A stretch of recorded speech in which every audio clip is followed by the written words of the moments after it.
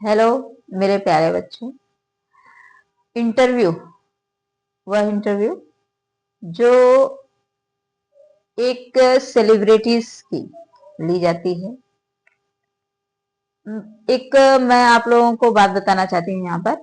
हमारे एपीजे अब्दुल कलाम का बहुत ही मास्टर, हमारे जो राष्ट्रपति हैं, भूतपूर्व राष्ट्रपति and let APJ Abdul Kalam, doctor APJ Abdul Kalam,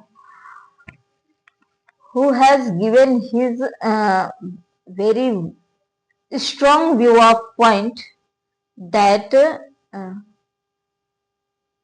a interview you must be a person when your interview become your autobiography।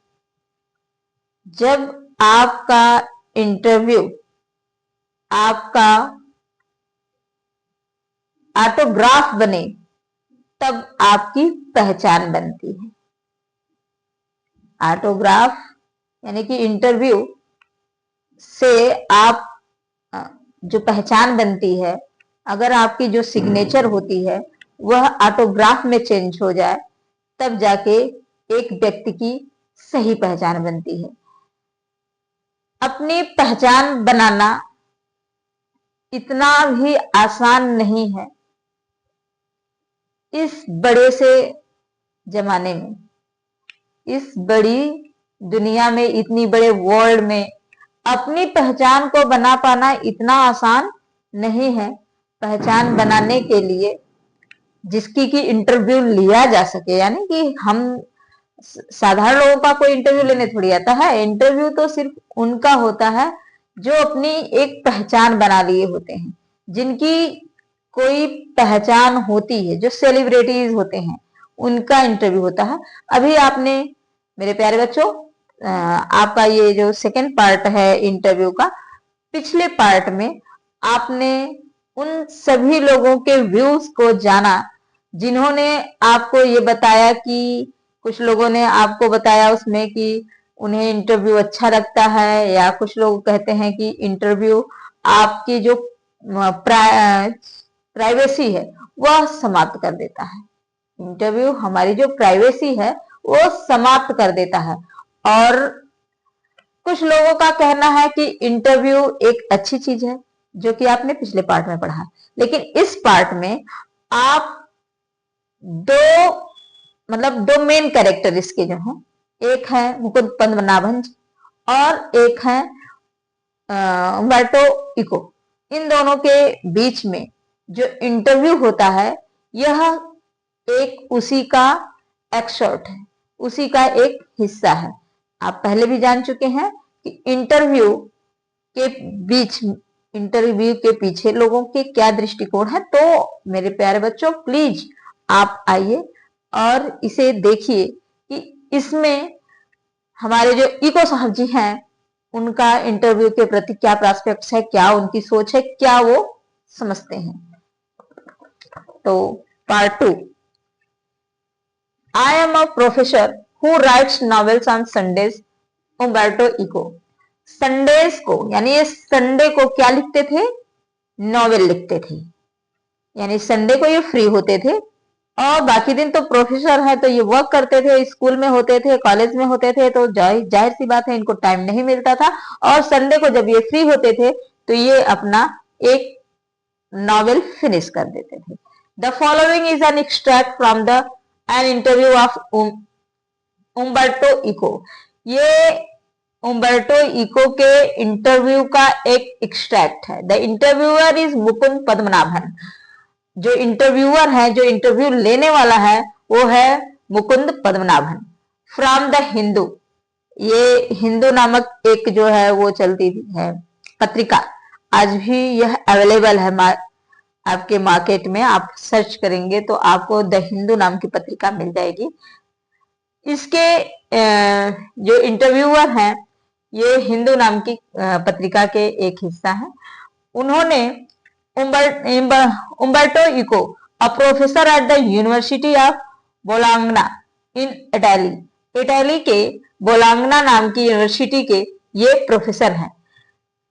Already acquired a formidable reputation as a scholar for his ideas on sometimes the study of science।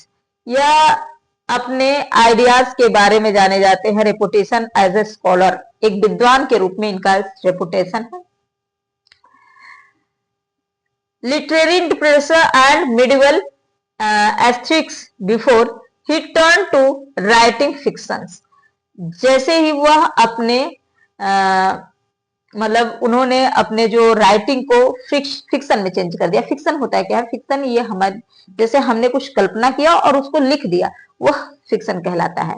Literary fictions, academic texts, essays, children's books, उन्होंने literary fictions लिखे हैं।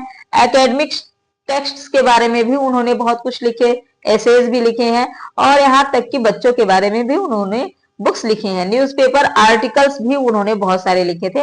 His written output is strangely large and wide ranging. उनकी जो written output है वह बहुत बड़ी होती थी। In 1980 he acquired the equivalent of intellectual superstardom with the publication of the name of the Rose. मतलब नेम ऑफ द रोज नाम की एक पब्लिकेशन से उन्होंने शुरुआत किया था। Which sold more than 10 million copies. एक इनकी पब्लिकेशन थी the name of the Rose, जिसकी करीब 10 मिलियन कॉपी बिक चुकी थी। अब ये जब इनकी 10 मिलियन जब आप लोग देखते होंगे ऐसे जैसे ही कोई हमारा सेलिब्रिटी बहुत ज्यादा जैसे फेमस हो जाता है किसी चीज के लिए। अभी आपने अचानक से देखा होगा कि ये एक हमारी जो है प्रयागराज में मोनिलिका जो भी है, ये रुद्राक्ष की माला बेचा करती थी। मतलब प्रयागराज में आपके कुंभ के मेले में ये बेच रही थी रुद्राक्ष के माला। अब वो रुद्राक्ष का माला लेने के लिए नहीं, एक लड़के को उनकी आंखें बहुत अच्छी लग गई। अब वो उनकी आंखों को इसलिए वायरल कर दिया, उनकी खूबसूरती को, उनकी आंखों को इसलिए वायरल कर दिया, मतलब सोशल मीडिया पर उसने उसको वायरल कर दिया। और इसलिए वायरल किया कि मतलब हमारे ऐसे लोकल जो हमारे गांव में, हमारे छोटे छोटे गांव में ऐसी खूबसूरत लड़कियां ऐसे ही हैं, और जो हमारे यहाँ बॉलीवुड में, हॉलीवुड में जो सुंदर हमारी जो हीरोइन है, नायिकाएं हैं, उनसे कई गुना सुंदर हमारे गांव में भी लोग पड़े हुए हैं। लेकिन जैसे ही वो सोचिए कि उतना पॉपुलर होने के बाद अब पर डे कोई ना कोई उसका इंटरव्यू लेने आ जाता था, कोई ना कोई। आज क्या है हम तो नहीं, लेकिन सुनने में आता है कि वो फिल्म इंडस्ट्री में अलाउ हो चुकी हैं, जा चुकी हैं। वहां भी वहां भी उनकी बहुत सारे इंटरव्यू हुए। और एक ऐसे ही एक ट्रेन का एक मैं छोटा सा वाकया बता रही हूँ कि एक रानू मंडल नाम की एक फेमस वो सिंगर आप लोगों ने सुना होगा जरूर। अब वो क्या था, उनका केवल एक उन्होंने गाना गाया और वो रातों रात फेमस हो गई।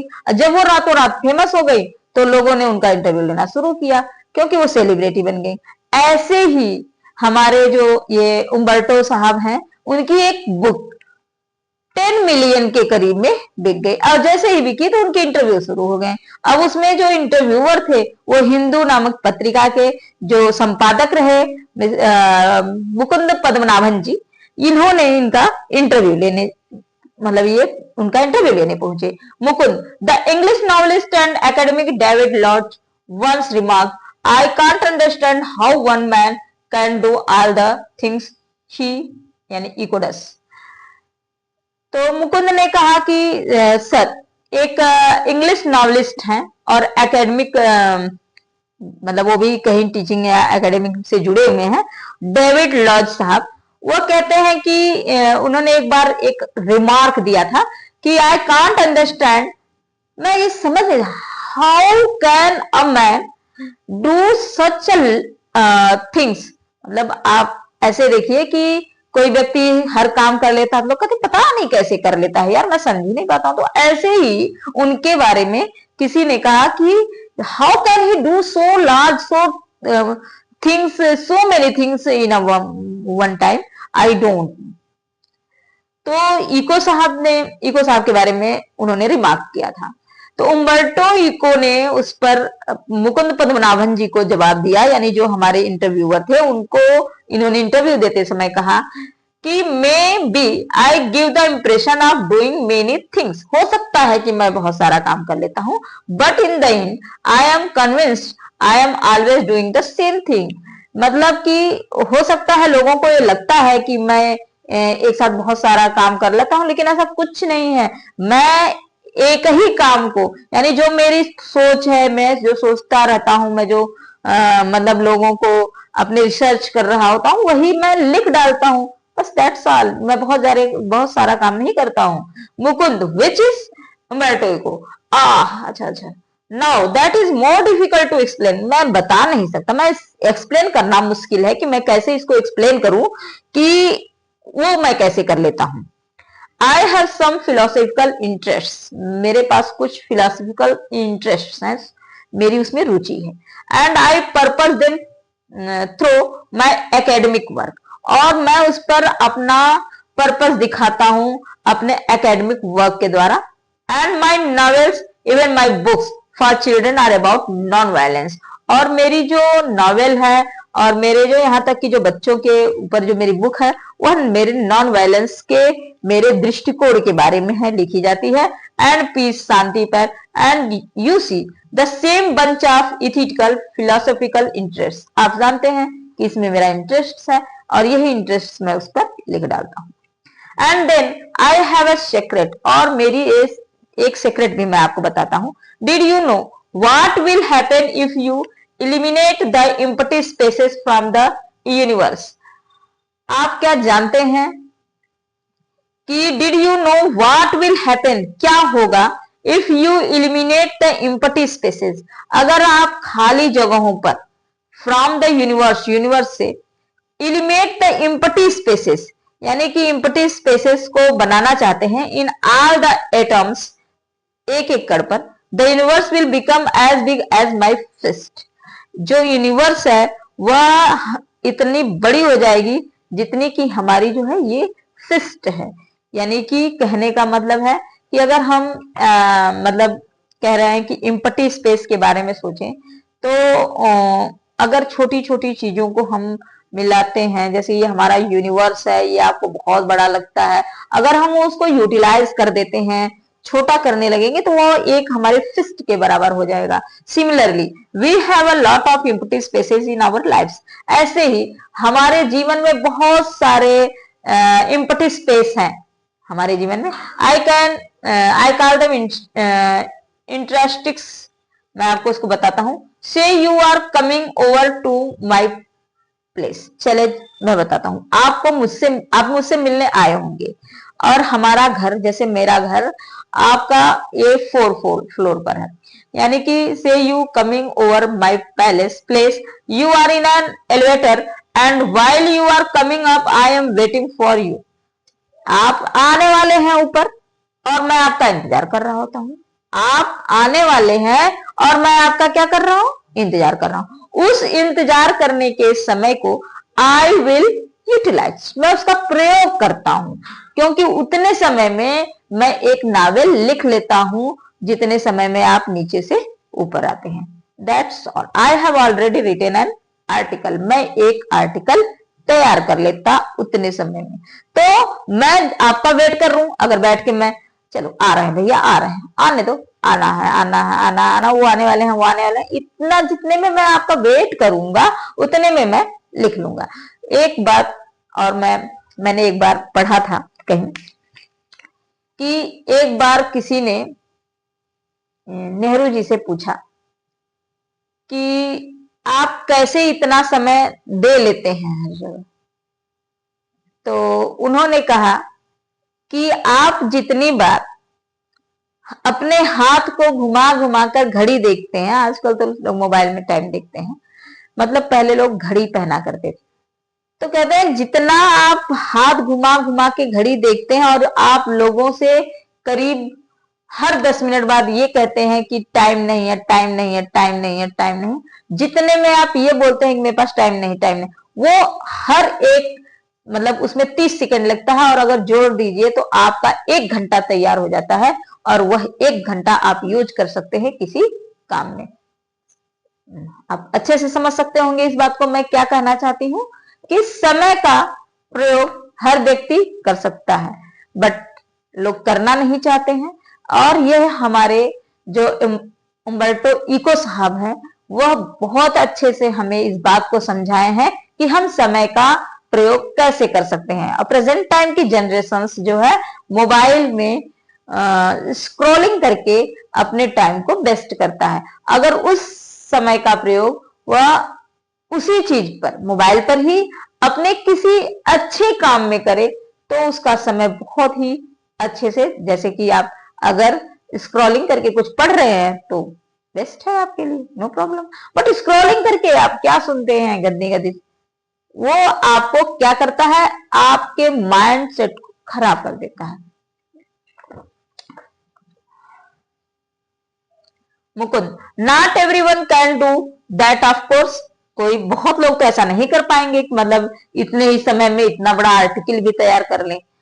Your non fictional writing, your scholarly work has a certain playful and personal quality about it. It is a marked departure from a regular academic style, which is inevitably depersonalized and often dry and boring. Have you consciously adopted an informal approach as or is of something that just came naturally to you? Mukund ji कहते हैं कि क्या आप जानते हैं कि आपका जो not everyone can do that of course, को ये सब कुछ ऐसा नहीं कर सकता है। आपके जो ये नॉन फिक्शनल राइटिंग है, योर स्कॉलरली वर्क जो आपके हैं और सर्टेन प्लेफुल और पर्सनल क्वालिटी है, it is a mark departure from a regular academic style, यह आपके रेगुलर एकेडमिक स्टाइल का एक पहचान है। Which is invariably depersonalised and often dry and boring, जो कि बोरिंग होता है, बहुत ही बोरिंग होता है। Have you consciously adopted an informal approach और is it something that just came naturally to you? आप कैसे कह सकते हैं कि ये आपके पास इतना नेचुरली आ गया है? उम्बर्टो इको क्या कहते हैं इस पर? When I presented my first doctoral destruction in Italy, जब मैं अपना पहला डिस्ट्रक्शंस इटली में दिखाया था, प्रस्तुत किया था, तो मेरे एक प्रोफेसर ने मुझसे कहा था, scholars learn a lot of a certain subject, एक विद्वान किसी एक निश्चित सब्जेक्ट पर बहुत कुछ सीख सकता है। Then they make a lot of false hypothesis, then they correct them, तब इसके बाद उन्होंने उसमें बहुत सारी कमियां निकाली और उसमें बहुत सारे उन्होंने सुधार किया। मतलब ये इंटरव्यू ले रहे हैं तो वो अपनी बातें बता रहे हैं कि कैसे कैसे उनके अंदर इतना इम्प्रूवमेंट आया। तो उसके लिए उन्होंने एक प्रोफेसर को इसका पूरा एट्रीब्यूशन उन्होंने एक प्रोफेसर को दे दिया। You on the constancy told the story of your research, even including your trials and errors. At the same time, he recognized I was right and went on to publish my dissertation as a book. और उन्होंने मेरी मदद की और उन्होंने मेरे book मतलब इस डिस्ट्रक्शंस को उन्होंने पब्लिश करवाया और उसे एक बुक का फॉर्म दिया। Which meant he appreciated, इसका मतलब यह कि उन्होंने मेरी appreciation की। At that point, at the age of 22, I understood scholarly books should be written the way I had done. तब मैं 22 की एज में ही समझ गया कि अगर मैं इस स्कॉलरली बुक्स को एक रिटर्न फॉर्म देता हूं, यानी अगर मैं पब्लिश करवाता हूं और मैं लिखता हूं तो मेरा करियर इसी में सेट हो जाएगा। By telling the story of the research, this is why my essays always have a narrative aspects, इसी कारण जो मेरे एसेज हैं वो नैरेटिव एस्पेक्ट्स में होते हैं। And this is why probably I started writing narratives novels so let, इसी कारण मैंने अपने नैरेटिव नॉवेल्स को लिखना शुरू किया at the age of 50 more or less, मतलब करीब 50 की एज में। I remember that my dear friend Roland Barthes was always frustrated that he was an essayist। मतलब कि मुझे याद है कि एक मेरे फ्रेंड है रोलैंड बार्ट्स, वह मुझे कहते हैं frustrated that he was an essayist, कि वह एक एसेइस्ट है, and not a novelist, वो नॉवलिस्ट नहीं है। he wanted to do creative writing, मतलब वह एक क्रिएटिव राइटिंग बनाना चाहते हैं, वन डे और another, but he died before he could do so, लेकिन वह ऐसा करने से पहले ही मर गए। I never felt this kind of frustration, मैं ऐसे प्रकार के फ्रस्ट्रेशन को नहीं समझ पाया। I started writing novels by accident, और मैं एक दुर्घटना इसको कह लीजिए कि मैंने इस नॉवेल्स लिखना शुरू कर दिया। I had nothing to do मेरे पास करने के लिए कुछ नहीं था, one day and so I started novels probably satisfied my taste for narration, और मेरा यह नॉवेल्स राइटिंग जो है मेरे जीवन को सेटिस्फाई कर दिया। Mukund, talking about novels from being a famous academic you went on to becoming spectacularly famous after the publication of the name of the rose। आपको पता है you went on to becoming, ये मुकुंद साहब पूछते हैं, टॉकिंग अबाउट नॉवेल्स, नॉवेल्स के बारे में बात करते हुए, from being a famous academic you went on to becoming a spectacular famous after the publication, यानी ये जो the name of the rose नाम की जो आपकी पब्लिकेशन हो गई, उसमें आप बहुत फेमस हो गए। यू हैव रिटन 5 नॉवेल्स, आपने 5 नॉवेल लिखे, against many more scholarly works of non fictional, non fictional के मतलब विपरीत में, अगेंस्ट ने आपने बहुत सारी जो है मतलब की नॉवेल लिखी। मोर देन 20 ऑफ देम, करीब करीब 20 से ज्यादा ही है। तो इस पे ये हमारे उम्बर्टो साहब ने इस पर जवाब दिया कि नहीं नहीं 20 नहीं, ओवर 40 से भी ज्यादा है। मुकुंद, ओवर 40, 40 से भी ज्यादा। Among them seminal piece of work or sometime semiotics, but ask most people about Umberto Eco and they will say oh he is the novelist। अगर वो कहते हैं, मुकुंद साहब कहते हैं कि साहब आपने इतना कुछ लिख डाला, लेकिन अगर किसी से पूछो तो लोग यही कहते हैं कि अरे वो तो नॉवलिस्ट है, नॉवलिस्ट है। डज दैट बॉदर यू, क्या आपको ये बोर नहीं कर देता कि आप मतलब आप तो लिखे बहुत कुछ है, आप तो रिसर्च के बारे में लिख चुके हैं, बहुत कुछ लिखे हैं, बट लोग आपको सिर्फ नॉवलिस्ट के नाम से ही जानते हैं। यानी कि उम्बर्टो इको साहब को लोग क्या कहेंगे, एक नॉवलिस्ट के नाम से जानते हैं। तो कहते हैं कि क्या आप इस बात को सुनकर परेशान नहीं होते, बोर नहीं होते? उम्बर्टो इको कहते हैं यस होता हूं, because I consider my self a university professor, क्योंकि मैं अपने आप को एक यूनिवर्सिटी का प्रोफेसर समझता हूं। Who writes novels on Sundays, जो कि केवल संडे को ही नॉवेल्स लिखता है। It is not a joke, यह कोई जोक नहीं है। I participate in academic conferences, मैं एकेडमिक कॉन्फ्रेंसेस में पार्टिसिपेट करता हूं, and not meetings of pen clubs and writers, मैं किसी पेन क्लब या राइटर्स के मीटिंग को नहीं करता हूं। वो कहते हैं कि मैं तो एकेडमिक में पार्टिसिपेट करता हूं, कॉन्फ्रेंसेस को क्लब या पेन क्लब या मीटिंग में नहीं करता हूं। बट ओके, लेकिन ठीक है, चलो कोई बात नहीं। If they most people have read only the novels, अगर कोई नॉवेल ही पढ़ रहा है तो मुझे नॉवेल्स जानेगा, मतलब हम जो पढ़ेंगे वही तो जानेंगे कि ये नॉवेलिस्ट है। I know that by writing novels I reach a larger audience। हाँ, लेकिन नॉवेल को लिखकर मैं एक बड़ी ऑडियंस तक पहुंच सकता हूँ। I cannot expect to have 1 million readers with stuff on semitones।